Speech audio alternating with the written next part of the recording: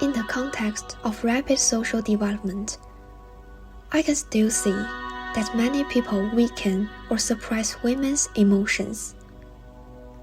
Gradually, girls with female consciousness start fighting for women's rights and female independence. Oh, I'm hyperventilating a little bit. If I fall over, pick me up because I've got some things to say. Mr. Vice President, I'm speaking. I'm speaking. I'm here because I have to show my parents that I am their daughter and that they did not raise me to accept abuse from men. And until we meet again, the marathon continues.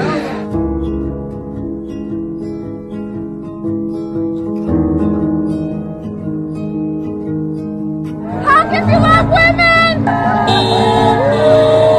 We work hard every day to move it forward, and we don't want to go backwards. We're not going to go back. Moreover, I found that among the many girls who fought for women's rights and promoted women's independence, a large number became strong women. They minimized the expression of their emotions and subconsciously suppressed their emotions.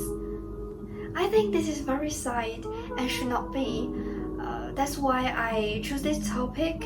I want to know why so many girls now subconsciously suppress their emotions and they think emotions is not a good thing. So I began to look for relevant materials, like looking at the development process of feminism, famous event development, representative speeches, books, and so on, to investigate the root cause of this phenomenon. First, let's take a piece of paper and get the whole logic straight. The central question is, why do some girls deliberately suppress emotions? From the perspective of social phenomenon, we live in a male-dominated society, and there is a serious wrong thinking in this. Some men think that when women have power, men will not have power. This has led many men to oppress women, whether in the family, society, or education. However, the good news is that some girls are aware of the unfairness and inequality of social development. So these girls began to fight against injustice, and in the process, women's thinking continued to improve and more women become strong. However, there is so much external pressure in this process that some girls go in the wrong direction. They take the male judgment as the correct judgment, and in order to get the praise from the male mouth, begin to change themselves. For example, some men's definition of stable emotions is that women do not have any emotions, which is completely wrong. But in this difficult process, some girls have withstood the oppression of the outside world, keep learning, keep thinking, and keep improving. They become more and more independent and self-improvement, and they will continue to work hard. Now, we can see that the cause of girls deliberately suppressing emotion is this part. Then, I will use two questions to show more specific feelings and analysis of external oppression is what and how to influence girls. The first question, how women are seen. This trailer does a great job of showing how the image of women in art. The male gaze is definitely normalized in our society. Almost all of us are familiar with the phrase, the objectification of women. What exactly is an object and what is a subject? It's the stuff that I think you thought, and maybe I thought, well, everybody knows this. It's in the ether. And so to name it and to show it is something that I believe can change the world. I personally see a very clear connection between this visual language of cinema, employment discrimination against women. This documentary is a pretty good record of people taking advantage of women. It presents a state of intense objectification of women. If the camera is predatory, then the culture is predatory as well. After watching the trailer, the comments below are also good feedback. but more the fact that male filmmakers subconsciously shoot female actors quite differently than their male counterparts. The problem is that while I register it as a man, the singular repetitiveness of the treatment of women in movies desensitizes me to the point that I might as well be unconscious of it. This objectification of women is, of course, not the only objectification in cinema. These comments reflect the phenomenon of modern society very well. When an event or a bad action appears in front of the public many times, people will gradually numb and accept it naturally, even though the behavior is extremely bad and wrong. I think this is also an important reason why there are a large number of people in life who do not view this objectification of women as bad behavior.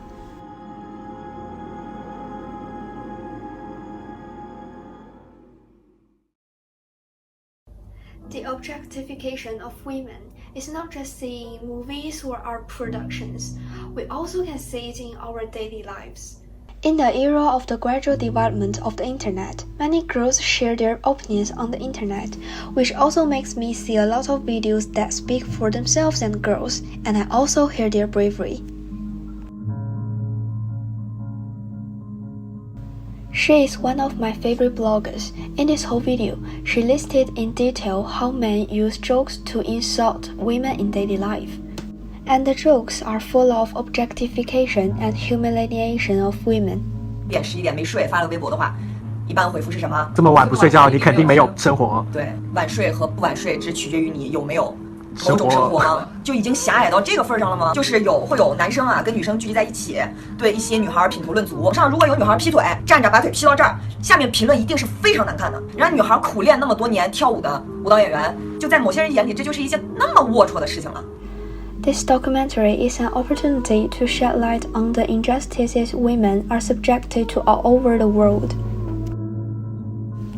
It spent 3 years interviewing 2,000 women in 50 countries and collaborating with angles in more than 50 countries to make this extraordinary documentary. Feeling the power of women and the difficulties that women bear, they are moving forward, they are shouting, they are exposing the set of suffering in order to let more women stand up, and it can bring a self-identity that awakens, encouraging many girls. I'm a happy, strong, crazy woman.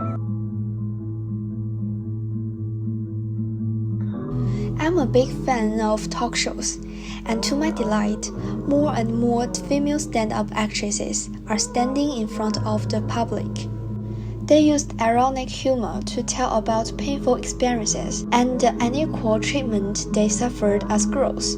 It also helps a lot of Chinese girls. 就在有些人眼里啊，这个世界上只有2种女人：好女人和离婚女人。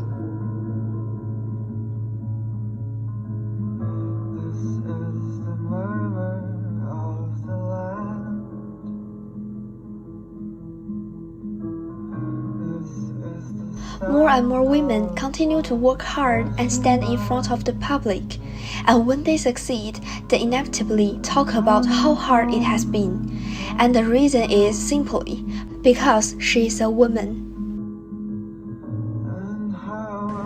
在同样一个 level 上，你需要比同级的男性优秀很多，你才能得到同样的机会。The second question is, how do women see the world? This question gives rise to 2 terms, the female gaze and the male gaze. The first thing to note is that there are big differences between the two. The male gaze is a feminist theory proposed by British film theorist and film historian Laura Mulvey in a 1975 article. This theory explains the viewing angle of males as the subject and demonstrates from multiple angles that it is also a way of power control, that is, women are the objects to be objectified, watched, and controlled. This article discussed the theory of the male gaze from 3 aspects. First, political application of psychoanalysis. Second, analysis of the male audience viewing addiction instinct. And last, destruction and deconstruction of pleasure. And the female gaze can be understood through feminism. This book focuses on Laura Mulvey's reflections on film theory and feminist issues, including her discussion of women's cinema and radical film strategies. In feminist theory, the female gaze refers to the act of depicting men and reality from the perspective of heterosexual women in visual, art, and in literary creation, objectifying male sexuality to please heterosexual female audiences. In the visual and aesthetic expression of narrative film, the female gaze has three perspectives. First, the perspective of the women behind the camera. Second, the perspective of the female character in the movie. Third, the perspective of the female viewer staring at the image. And Laura Mulvey's experimental video work on female gaze with British director Peter Wallen helps the audience understand her research on gaze theory and subjective camera film theory. As mentioned above, the idea of a female gaze shifts contexts that the male gaze circumvents by obliterating the nuances of the various sexualities residing between and beyond the male and female binaries. The male gaze, therefore, is not just limiting and self-serving, but also extirpating. As a result, the female gaze is burdened with the task of not only accommodating but also nurturing narratives that do not find space in the narrowness of their male counterpart. When I watched these studies and some videos of girls' self-growth, I found that the public perception of the female gaze was different.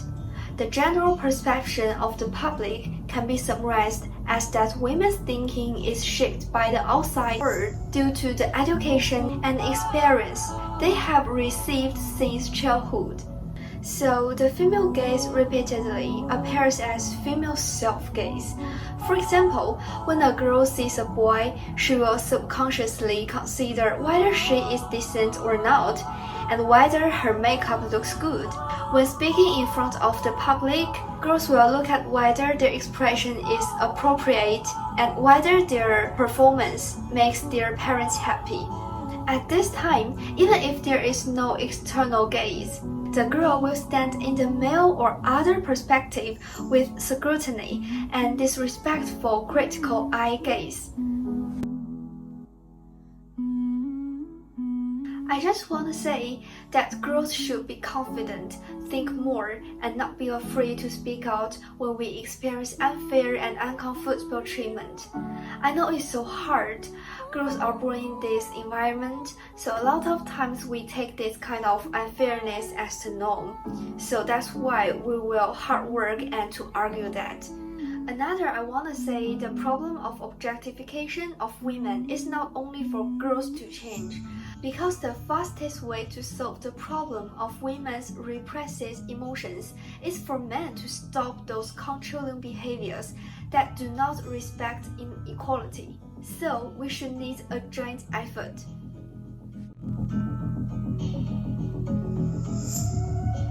Oh, oh, oh.